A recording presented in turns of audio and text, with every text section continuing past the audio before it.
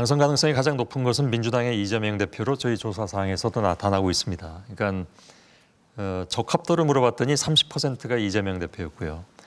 다른 국민의힘 주자들 다 합쳐서 이제 그에 미치진 못합니다. 근데 차기 대통령으로 누가 가장 부적합하냐라는 질문에서도 이재명 대표가 37%로 가장 높았습니다. 그러니까 이 대표의 비호감 문제죠.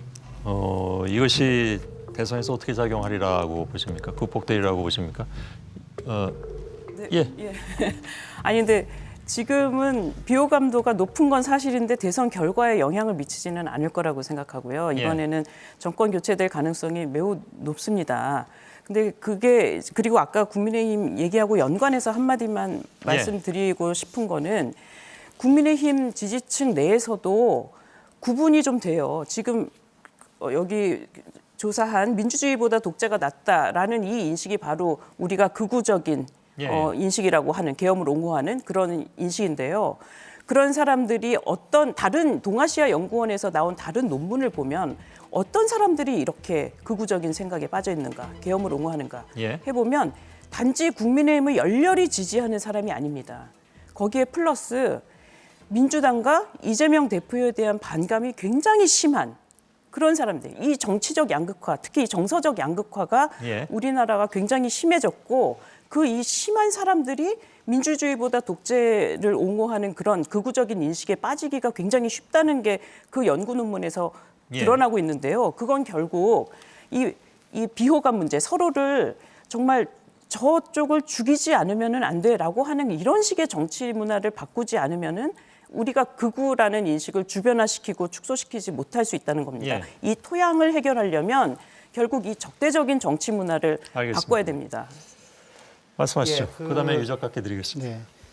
소위 지금 제가 어저께인가요? 그 소위 보수 정치권의 원로 정치인과 전화 통화를 하면서 그분이 그렇게 얘기를 하더라고요. 이번 대선을 전망을 하는데 10%의 가능성으로 보수 입장에서는 10%의 가능성으로 90%의 불가능에과 맞서 싸워야 하는 선거다 이렇게 얘기를 하더라고요. 그만큼 어려운 선거다라는 얘기를 하는 거고요. 그래서 아까 제가 그 2017년도 대선 때 박근혜 탄핵 직후의 대선 때 진보와 중도 후보들을 포함해서 70% 가까운 득표율 그리고 보수가 30%에서 7대3 구도인데 그것이 지금 대선 6.3 대선에 비춰보면은 뭐랄까 이재명 민주당 대표의 비호감, 강한 비호감들을 좀 반영한다 하더라도 사법 리스크는 이미 많이 해소가 좀 됐기 때문에 최소한 공직선거법 항소심에서 무죄 판결을 받았으니까 그렇게 보면 한 6대4 정도로 좁혀진 거 아닌가. 아무리 많이 좁혀도 5.5대 4.5 정도로 좁혀진 거 아닌가. 그래서 굉장히 그 보수로서는 어려운 싸움에 직면해 있다라고 신락 같은 희망을 좀 갖고 있는 형국이다 이렇게 보고 있습니다. 지난번에 그 헌재 결정을 4.5, 3.5 말씀하시더니 이번에도 0.5를 말씀을 자주 하시는 편이네요. 나름 좀 객관적으로 말씀하시려고 그러는 건가요? 일단 알겠습니다. 유 작가께 드리겠습니다. 저는 비율은 잘 모르겠고요. 지금 뭐 객관적 지표를 이 조사만이 아니고 최근에 여론조사들 다 흐름을 보면 이재명 대표가 압도적으로 유리하죠, 지금. 그러니까 다자구도에서도 압도적으로 1등이고 양자 가상 대결을 붙여도 압도적으로 앞서는 게 지금 최근의 여론조사의 흐름인데 이제 안티가 높게 나오는 거는 지금 말씀하신 것처럼 국힘당 핵심 지지층에서 죽어도 이재명은 안 돼. 이거를 지난 한 몇 년 동안 계속 그렇게 했기 때문에 지지층하고 그 국민의힘 당이 서로 소통하면서 윤석열 대통령하고 그게 인식이 강화된 거예요. 그렇게 된 거고 그거는 이제 이재명 대표의 과제죠. 그 문제는 과제라고 보고요. 다만 민주당에서 지금 무슨 일이 벌어지고 있냐면 이 현상도 저는 처음 보는 건데요. 아까 이제 문자 뭐 그런 얘기 말씀하셨는데 우원식 국회의장이 이제 개헌을 꺼냈어요. 난리가 났습니다. 완전히. 실제로 언론에서 드러나는 의상의 난리예요.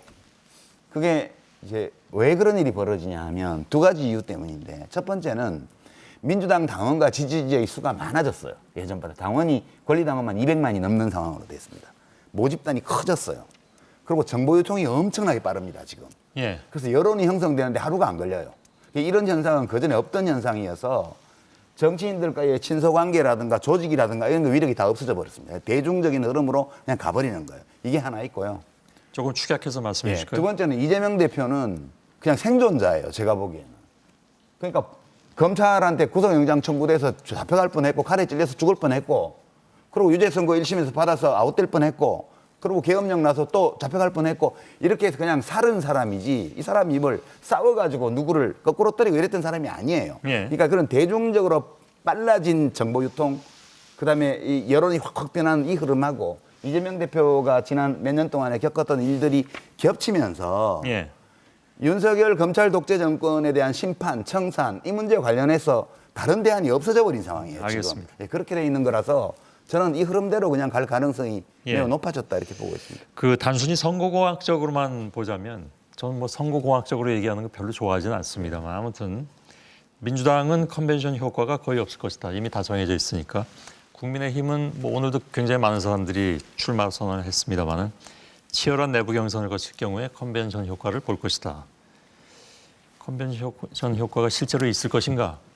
있다면 그것이 얼마나 지속될 것이며 실제로 조기 대선에 어느 정도의 영향력을 가질 것인가에 대해서 짧게 어느 분께서 말씀해 주시겠습니까? 정도에서 말씀하시는 게 맞을 것 같아요. 예, 그 제가 말씀드릴게요. 예, 뭐 그러시죠. 컨벤션 효과가 별로 있을 거라고 생각은 안 합니다. 왜냐하면 그 탄핵 잘했냐 못했냐 그거 가지고서 노선 싸움을 하겠지만 결국 국민의힘의 지금 가장 중요한 이슈는 어떻게 보면 이재명이거든요. 예. 이재명을 할 수는 없다. 그런 정도의 그 어떤 한정되고 그 과거를 바라보는 그런 거 가지고 컨벤션 효과를 기대하는 것 자체가 예. 저는 황당한 일이라고 생각합니다.